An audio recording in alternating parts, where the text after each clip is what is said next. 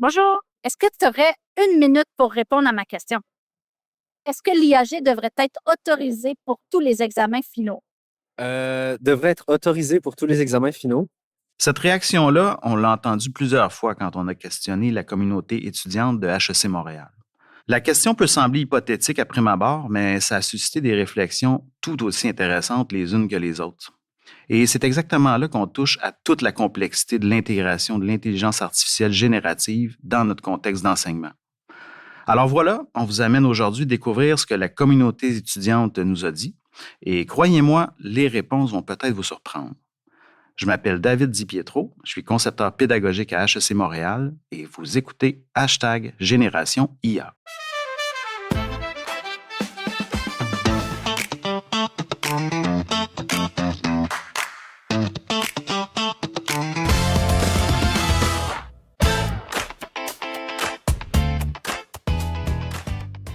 Ben, je pense que oui, l'intelligence artificielle devrait être permise durant les examens, surtout en termes de questions d'interprétation. Des fois, quand on lit une question, on n'a pas nécessairement le prof ni le chargé de cours avec nous dans la salle d'examen.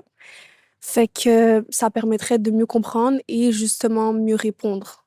Je pense que oui, ça serait intéressant qu'on puisse avoir le droit à ça pendant les examens. Quand on sera confronté au marché du travail, forcément, sûrement on l'utilisera. Donc, autant prendre de l'avance et juste le réglementer pour bien nous apprendre à l'utiliser.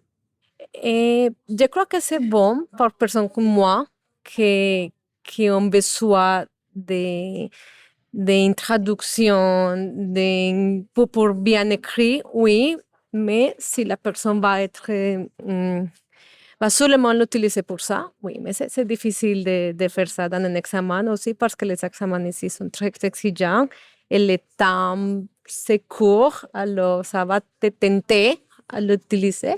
Dans certains cas, oui, ça pourrait être utilisé, surtout lors, lorsqu'il faudrait, exemple, analyser de longs articles ou de longs textes durant un examen et qu'on n'a pas assez de temps. Donc, ça pourrait nous faire un résumé, bref résumé, au lieu de chercher sans arrêt nos réponses ou des fois, on a dans des examens des trucs à lire de presque 15 pages, puis on ne sait plus trop se retrouver, donc ça serait bien. Alors, d'après moi, on devrait avoir accès, mais sur certains examens, et pas tous. J'ai des examens qui sont en forme QCM et des rédactions, ça, je vois pas l'intérêt. Je veux dire, c'est soit tu l'as pas.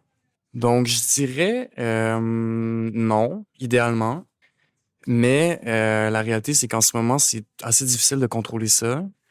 Donc, on a plusieurs examens sur ordinateur où, même si, tu sais, c'est sûr qu'il va y avoir toujours des cas de triche ou...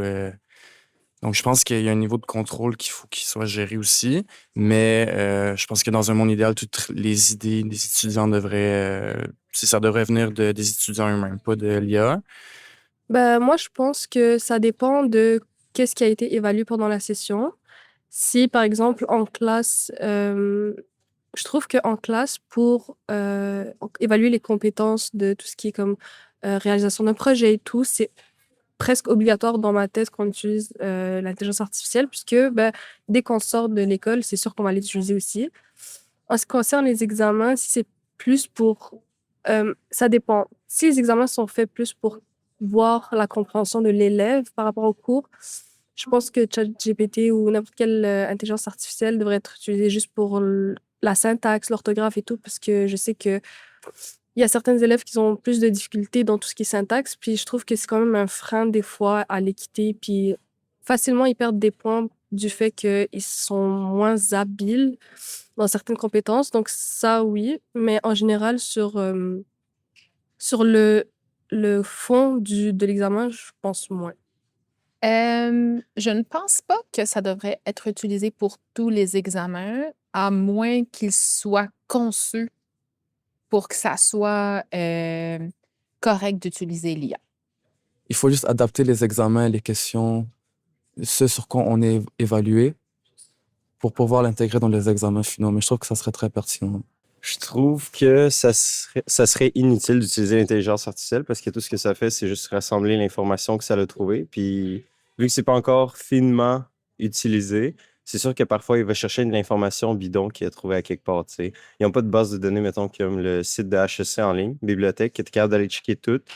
En fait, je pense que l'intelligence artificielle générative ne devrait pas être utilisée durant l'examen parce que euh, ça va réduire les capacités des étudiants à bien réfléchir et pour moi, c'est pas efficace pour un meilleur apprentissage.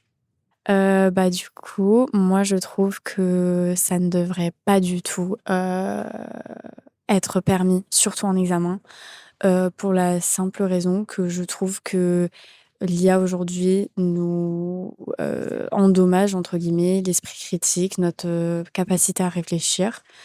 Et je trouve que le but des examens, c'est de pouvoir tester ça. Alors, si on prend en compte que voilà, les examens, il y a d'autres choses à faire, on pourrait autoriser les notes, les livres ouverts et tout pour vraiment pouvoir tester notre esprit critique, notre façon de réfléchir et pas juste notre capacité à mémoriser. Mais pour moi, l'IA en soi serait prêt à faire l'examen pour nous. Et donc, en fait, ça sert à quoi d'avoir des examens si c'est pour que l'IA nous donne toutes les réponses. Et en plus de ça, ce que je trouve qui est vachement ballot, c'est que les étudiants qui donc n'utiliseront pas l'IA auront des moins bonnes notes que ceux qui l'utilisent. Ce qui fait que ça veut dire qu'il y a, entre guillemets, un désavantage à ne pas utiliser l'IA. Et je trouve ça complètement injuste. Alors, tous les examens, non. Je pense qu'il faut apprendre à savoir l'utiliser.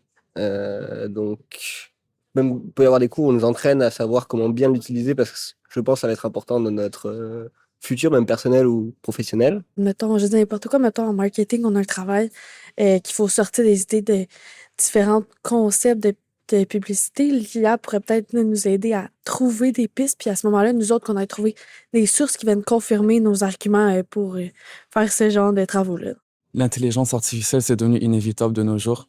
Et je trouve que c'est notre futur en tant qu'étudiant, en tant que personne sur le marché du travail, tourne vraiment beaucoup autour de l'IA. Donc, on devrait tous apprendre à l'utiliser correctement, l'utiliser en notre avantage. Alors, moi, je dirais pas plutôt utilisation, mais exploration d'intelligence artificielle. Déjà parce que les étudiants sont amenés à travailler dans un environnement où l'intelligence artificielle est permise. Donc, ça serait raisonnable qu'ils puissent l'utiliser dans les études pour pouvoir nécessairement l'explorer, savoir ses limites et l'utiliser de manière efficiente.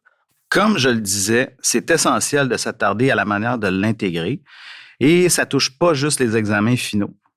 Je vous l'avais bien dit, les points de vue de la communauté étudiante de HEC Montréal sont tout aussi variés que nuancés.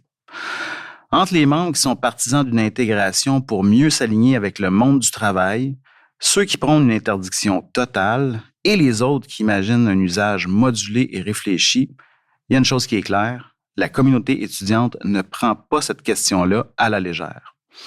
Et ça montre qu'on est face à des enjeux qui méritent qu'on s'y attarde sérieusement. Alors, merci d'avoir été avec nous et on se retrouve la semaine prochaine pour un nouvel épisode de #Génération IA. #Génération IA est un balado soutenu par les cellules de travail en intelligence artificielle générative à HEC Montréal.